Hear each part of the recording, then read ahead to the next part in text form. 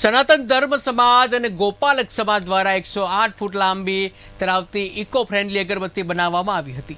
વડોદરાના ગોપાલક વિહાભાઈ ભરવાડે 108 ફૂટ લાંબી eco friendly અગરબત્તી જે બનાવવામાં આવી હતી તે અયોધ્યા લઈ જવામાં આવી રહી છે। ત્યારે પંચમહાલ જિલ્લામાંથી 111 ફૂટ લાંબા રથનું અયોધ્યા જઈ રહેલા 108 ફૂટ લાંબી અગરબત્તીના દર્શન કરવા માટે મોટી સંખ્યામાં લોકો રસ્તા પર ઉમટી પડ્યા હતા।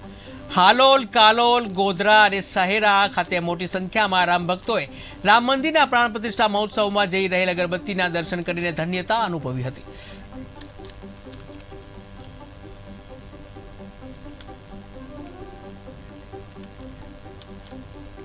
108 ફૂટ લાંબી જે અગરબત્તી જે છે અયોધ્યા લઈ જવામાં આવી છે, ત્યારે પંચમહાલ ખાતે અગરબત્તી જોઈ અને લોકો ધન્યતા અનુભવી રહ્યા છે।